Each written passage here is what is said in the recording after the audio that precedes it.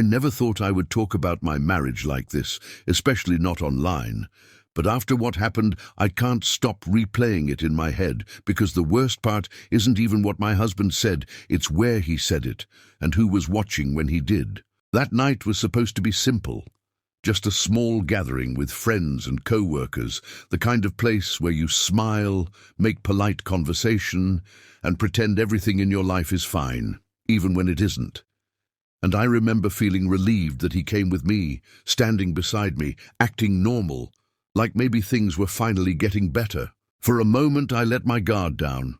I laughed, I relaxed, I thought I was safe there, and that's probably why what happened next hit me as hard as it did. Someone asked a harmless question about our relationship, nothing personal, nothing uncomfortable, and before I could answer, my husband spoke first, calmly, casually, like it didn't matter, and the tone of the room shifted in a way I noticed before anyone else did. He started telling a version of our story where I sounded insecure and needy, where he sounded patient and in control, and I recognized it immediately because I had heard this version before, just never in front of other people.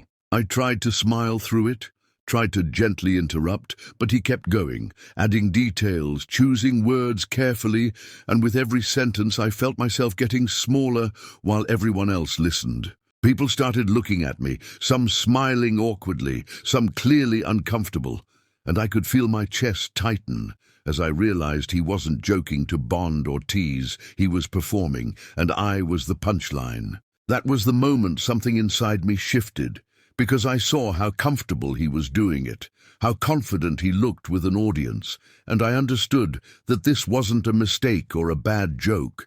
This was a choice. Standing there, I stopped listening to the room and started listening to myself, because for the first time I admitted what I had been avoiding for years. This wasn't normal, and it wasn't harmless, and I had been staying quiet just to survive it. He didn't stop after that first comment. Instead, he leaned into it like he felt encouraged, adding more details about how difficult I was in the beginning, how emotional I used to be, how he had to constantly reassure me and keep things under control. And every word felt calculated, like he knew exactly how far to go without looking like the bad guy. People laughed, not loudly, not comfortably, but enough to let me know they thought this was acceptable, and that hurt more than silence would have, because it meant no one saw a problem with what he was doing except me. I finally tried to speak. I said that wasn't really how I remembered things, my voice quieter than I wanted it to be, and he immediately smiled and said, "See, this is what I mean. Always sensitive, always rewriting history." And just like that, the room shifted again, away from him and onto me. I felt exposed in a way I never had before, like my private struggles were being unpacked and displayed for entertainment. And the worst part was realizing he enjoyed the attention. He enjoyed the control. He enjoyed watching me struggle to keep my composure. Someone changed the subject after that, but the damage was already done. The energy never fully recovered, and for the rest of the night, people spoke to me differently, softer, cautiously, like I was fragile, while my husband acted relaxed, confident, completely unbothered. I sat there nodding along, barely hearing the conversation, replaying his words in my head, and understanding something I hadn't wanted to admit before, that this wasn't the first time he had diminished me. It was just the first time he had done it in a place where it could cost me something. When we finally left and got into the car, the silence felt heavier than anything he had said inside, and when I asked him quietly why he did that, he didn't apologize or look surprised. He just sighed and said, "You're overreacting. It was a joke. Stop making everything uncomfortable." That was the moment the confusion disappeared, because I realized this wasn't about a misunderstanding or poor timing. This was about power, and he had no intention of giving it up. That night I didn't sleep. I kept replaying the dinner in my head, not just what he said, but how easily he said it, how comfortable he looked turning me into a story for other people, and the more I replayed it, the more details started surfacing that I had ignored for years. I remembered other moments like this, smaller ones that never felt big enough to confront. Comments made at family dinners, jokes told around friends, little corrections when I spoke, subtle eye rolls when I disagreed. All the times I felt embarrassed without being able to explain why. The next morning I tried to talk to him calmly.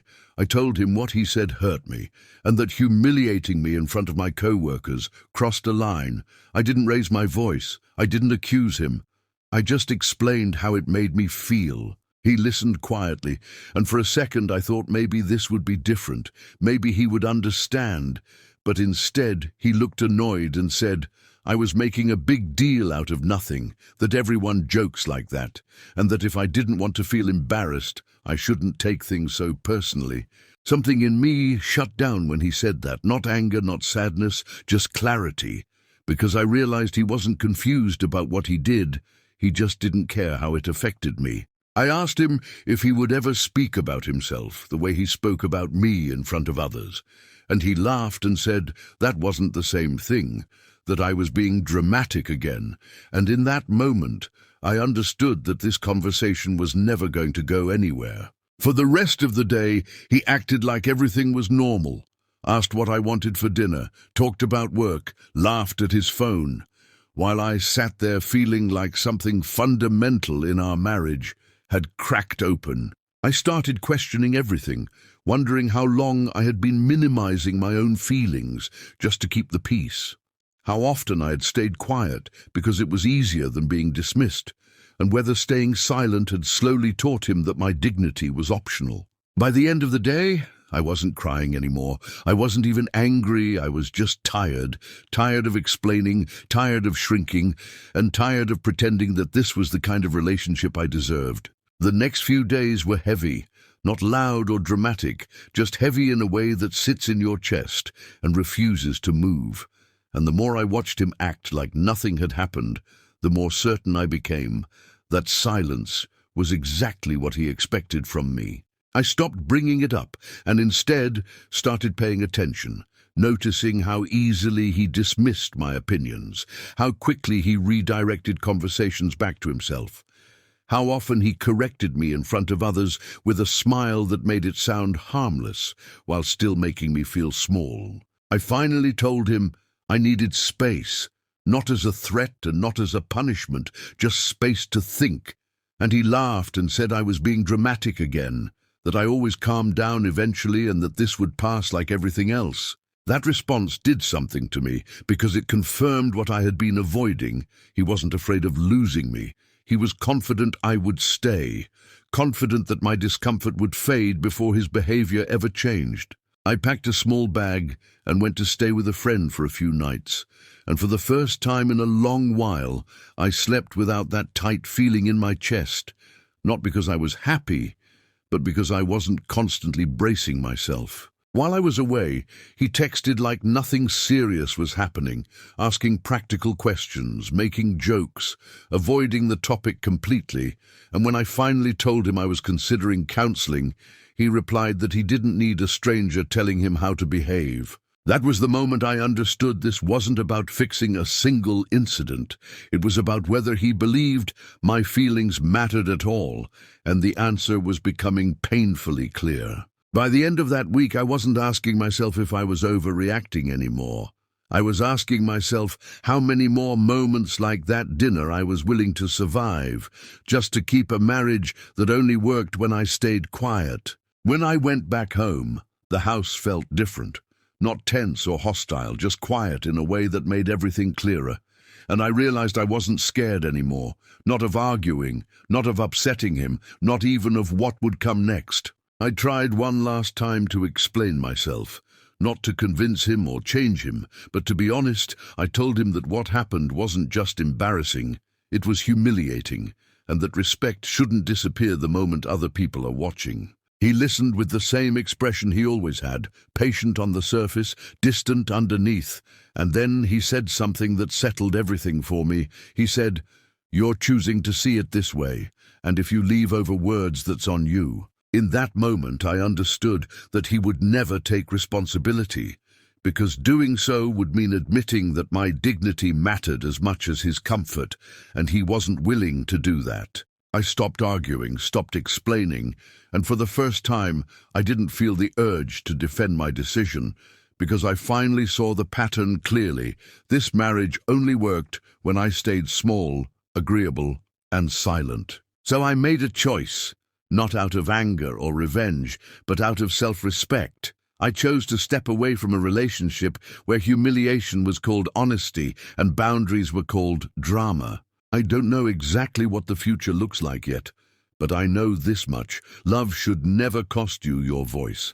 And if someone needs an audience to feel powerful, they were never your partner to begin with. That night taught me something I wish I had learned sooner. Staying quiet might keep the peace, but it also teaches people that they can cross you without consequence, and I'm done living like that. I'm an ancient scholar, and I have listened to this story carefully, and the truth is simple, even if it is uncomfortable. Humiliation is not honesty, and respect does not disappear just because there is an audience. A marriage is not a stage, and a spouse is not an object meant to be used for entertainment.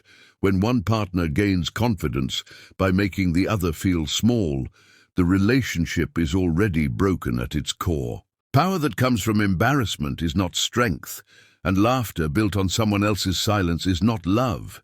It is control disguised as humor, and control always demands submission, not partnership. This story was never about a single moment in public. It was about a pattern, a slow erosion of dignity that was tolerated because it was quiet, and ignored because it did not look violent. But harm does not need noise to be real. When someone tells you that your pain is an overreaction, what they are really saying is that your boundaries are inconvenient, and when someone needs an audience to feel important, they were never your equal. The verdict is clear. Choosing yourself is not selfish, leaving humiliation is not betrayal, and walking away from a role that requires your silence is not weakness, it is wisdom.